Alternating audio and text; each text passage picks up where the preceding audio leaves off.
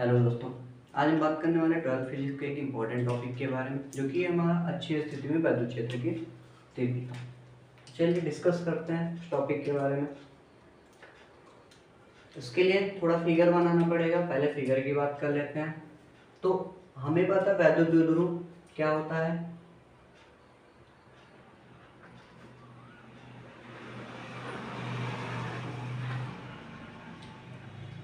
हमारे पास एक वैद्युत द्विध्रुव है जिसको हमने मान रखा ए और बी। ठीक है, वैद्युत द्विध्रुव के बीच की कुल दूरी जो होती है हमें पता है, वो होती है हमारी 2l। इसके बाद हम लोग इसके मध्य बिंदु में एक पॉइंट मान लेंगे जो कि O होगा हमारा।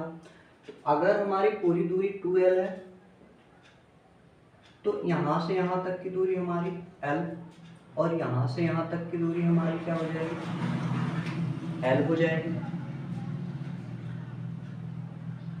वैद्युत द्विध्रुव हमें पता है दो बिंदु आवेशों से मिलकर बना होता है, जो अलग अलग बिंदु आवेश, क्योंकि एक हमारा -q और एक हमारा है प्लस। आगे बात करेंगे बिंदु O से कुछ दूरी पर, r दूरी पर एक बिंदु हमारा क्या है, P है। यहां से थोड़ा इसको लंबवत इससे खींच लेंगे।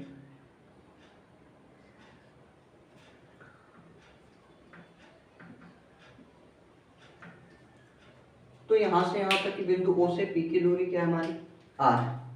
तब पहला काम हम लोग करेंगे, +q से P की दूरी निकालेंगे, -q से P की दूरी निकालेंगे। अगेन हम लोग इसके कारण तीव्रता P पर -q के कारण तीव्रता निकालेंगे, जिसके कारण हमें परिणामी तीव्रता निकालने में आसानी हो। सो करेंगे आगे। पहला काम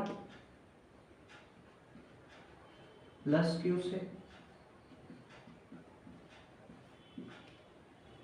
P की दूरी, जो कि क्या होगी हमारी, अब कुल दूरी हमारी r है, यहां से यहां तक की दूरी हमारी l है। विपरीत दिशा में कुल दूरी में से l माइनस करेंगे तो हमारा हो जाएगा +q से r माइनस l। पुनः इसी तरह से निकाल लेंगे, -q से P की दूरी,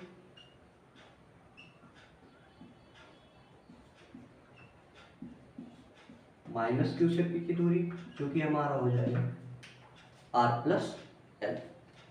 इसके बाद हम लोग +q आवेश के कारण P पर तीव्रता और -q के आवेश के कारण तीव्रता निकाल लेंगे। आगे करेंगे उसको लिखेंगे +q आवेश के कारण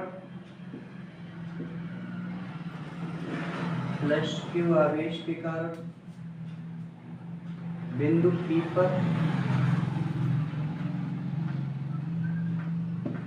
विद्युत क्षेत्र की तीव्रता,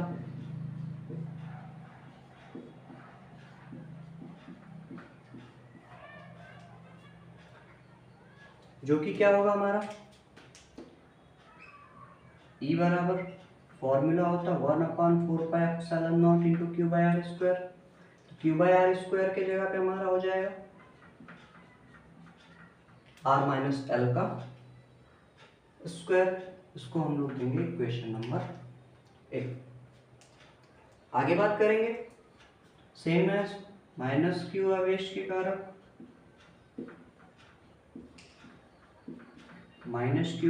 कारण बिंदु P पर विद्युत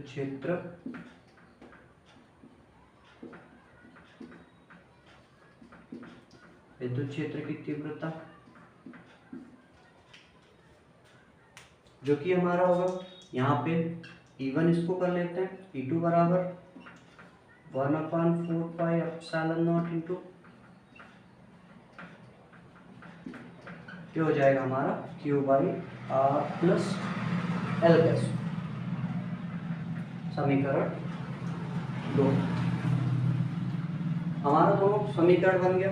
उसके बाद हम लोग बिंदु P पर परिणामी तीव्रता निकालेंगे। आगे लिखेंगे इसको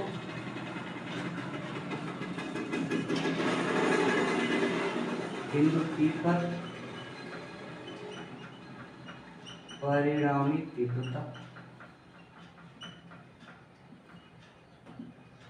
जो कि हो जाएगा हमारा E बराबर E1 माइनस का E2। आगे बात करेंगे, इसको वैल्यू रखेंगे अभी हम लोग। E इक्वल टू E1 है हमारे पास 1/4 into Q by R minus का L स्क्वायर, टोटल का माइनस E2 का 1/4 into Q by R plus L का स्क्वायर। अभी आपको यहाँ पे कुछ दिख रहा होगा, जाहिर सी बात है, क्या दिख रहा है, कुछ कॉमन निकल रहा है, इसको हम लोग थोड़ा बाहर करते हैं। 1/4 बचेगा क्या हमारा, यहाँ पे बचा 1/R माइनस L का स्क्वायर माइनस का 1/R प्लस L का स्क्वायर। क्लियर है क्या इतनी बातें? आगे बढ़ेंगे, यहाँ पे क्रॉस मल्टीप्लीकेशन इन दोनों के बीच में कराएंगे, इसको एज इट इज रखेंगे। यहाँ पे हो जाएगा R प्लस L का स्क्वायर माइनस ये हो जाएगा हमारा R माइनस L का स्क्वायर। अपार में नीचे में दिख रहा है एक कोष्टक में a माइनस बी, एक कोष्टक में a प्लस बी, जो कि हमारा होता है a square minus B square. तो ये हो जाएगा हमारा R square minus L square, दोनों का स्क्वायर है तो इसका होल स्क्वायर। ठीक है, आगे इसको ऐसे रहने देंगे 4πε0।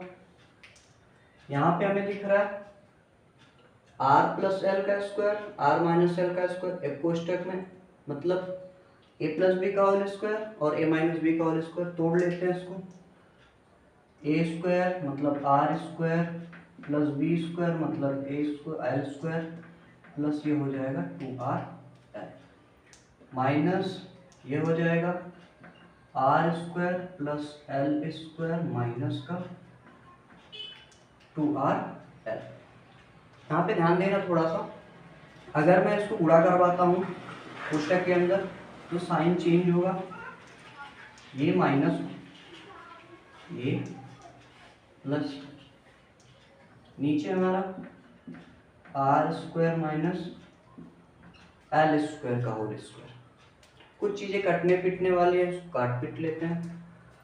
यहाँ पे R स्क्वायर ये प्लस माइनस कैंसिल और ये हमारा प्लस माइनस कैंसिल हुआ, बचेगा क्या हमारे पास, इसको ऐसे रहने देंगे।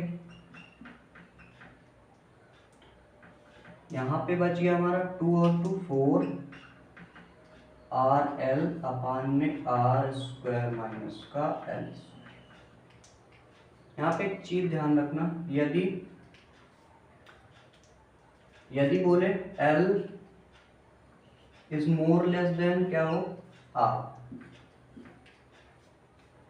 यदि L की वैल्यू क्या हो बहुत छोटी हो R की तुलना में, तो L बराबर क्या हो जाएगा, L 0 के बराबर हो जाएगा। तब आगे करेंगे, इसको मैं थोड़ा सही से लिखूंगा 1/4πε0। इसको मैं लिख सकता हूं क्या, यहाँ पे इंटू में 2 इंटू 2RL इंटू में मैं यहाँ Q ले लेता हूँ अपान में R स्क्वायर का होल स्क्वायर। L की वैल्यू 0 यहाँ पे। अगेन मैं इसको आगे करूंगा, ये 1/4πε0। हमें पता है वैद्युत द्विध्रुव आघूर्ण P इक्वल टू होता है 2QL। अगर मैं इसको सही से लिखूं तो 2QL एक बार लिख लेते हैं, 2 बाहर तो ये हमारा हो जाएगा 2QL 2 इंटू 2QL इंटू में R अपान में इसको मैं पूरा कराऊंगा, ये हो जाएगा 2 × 2 r के पावर 4। कुछ कट रही है उसको काट भी लेते हैं, वैल्यू भी रख देंगे। एक r से एक r कैंसिल हो गया, बचेगा क्या, इसकी वैल्यू इसके जगह पे 1/4 पाई एप्सिलॉन नॉट, यहाँ पे हमारा 2, इसकी वैल्यू इसके p के बराबर 2q अपान में एक r से एक r कैंसिल हुआ, ये r3, ये बराबर में होगा किसके, e के बराबर में। और यही हमारा होता है अक्षीय स्थिति में विद्युत क्षेत्र की तीव्रता के लिए सूत्र। तो समझ में आया कि नहीं आप लोग? एक बार पुनः वीडियो देखना, अगर समझ में नहीं आया होगा रिवीजन करना। बाकी हम लोग ऐसे इंपॉर्टेंट टॉपिक्स के बारे में बात करते रहेंगे। आगे मैं इसके एक दूसरे टॉपिक्स के बारे में जो कि निरक्षीय स्थिति में तीव्रता होगी उसके बारे में बात करेंगे। तब तक के लिए धन्यवाद।